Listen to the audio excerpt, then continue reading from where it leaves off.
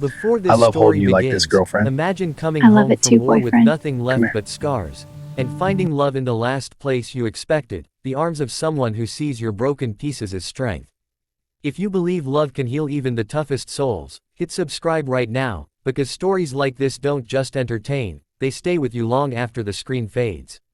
The sun dipped low over Peace River as Daniel Cross rode into town with dust on his boots and ghosts in his eyes, a soldier who had survived battles overseas but didn't know how to survive silence, and the locals watched him like a storm cloud drifting across clear skies because soldiers came back different and Daniel carried the weight of men he couldn't save. Yet beneath his hardened posture lived the memory of a young cowboy who once dreamed only of wide fields and honest work. He had left years ago chasing duty and returned to find the ranch gone, his father buried, and the world quieter than he remembered, until one evening he stumbled into a small roadside diner run by a woman named Clara Hayes whose calm voice felt like a hand steadying a restless horse, and though she smiled gently, her eyes carried a story of loss just as heavy as his own. For Clara had lost her husband to a harsh winter accident and had learned to build strength behind kindness, offering Daniel coffee without asking questions and letting silence speak where words failed. And slowly he found himself returning every morning, drawn not by hunger but by the strange peace that surrounded her presence. Rumors spread quickly through Peace River that the soldier and the widow were growing close, but Daniel resisted, convinced that love belonged to a version of himself that had vanished overseas. While Clara sensed the walls he built and chose patience instead of pressure, telling him one night that broken people often understand each other better than anyone else, a confession that lingered in his thoughts long after he rode back to the empty cabin he had inherited. And as weeks turned into months, Daniel began repairing fences, taming wild horses, and reconnecting with the cowboy identity he had buried beneath his uniform. Yet the shadows of his past returned when an old army friend named Marcus appeared in town seeking help, dragging Daniel into a conflict involving stolen land deeds and a powerful ranch owner determined to control Peace River, forcing Daniel to choose between avoiding trouble or standing up for a community that had quietly welcomed him back.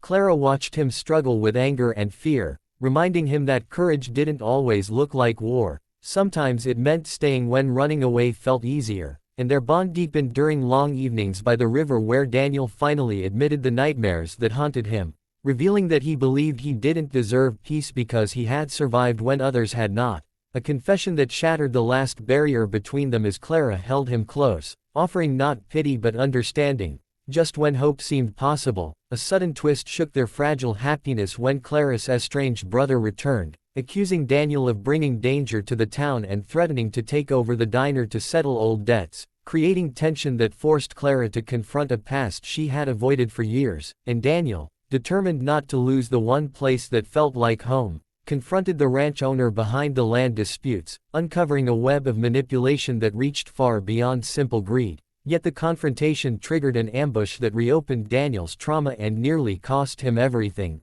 leaving him injured and questioning whether he was doomed to destroy every safe place he touched. During his recovery, Clara refused to let him retreat into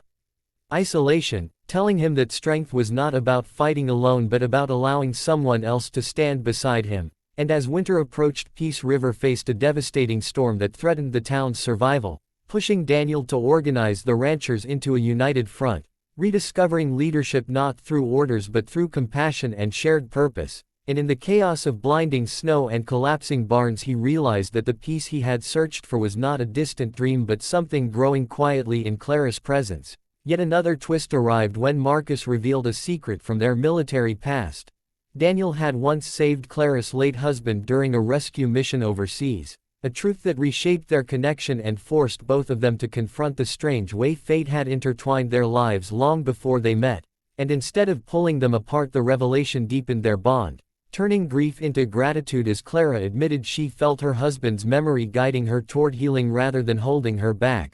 The climax unfolded when the corrupt ranch owner attempted to seize the diner during the storm, believing chaos would hide his actions, but Daniel and the townspeople stood together, proving that unity could defeat fear. And as dawn broke over Peace River, the land disputes were settled, the diner remained open, and Daniel finally allowed himself to believe he deserved a future beyond survival, leading to a quiet moment by the river where he asked Clara not for rescue but for partnership, promising that love would never erase their scars but could teach them to live with them, and she answered with a smile that carried both sorrow and hope, symbolizing a new beginning shaped not by perfect happiness but by resilience. And as spring returned, the soldier who once wandered without purpose became the cowboy who rebuilt not only fences and barns but also his own heart, discovering that sometimes the bravest journey is not riding into battle but learning to rest in someone's loving arms while the world slowly heals around you.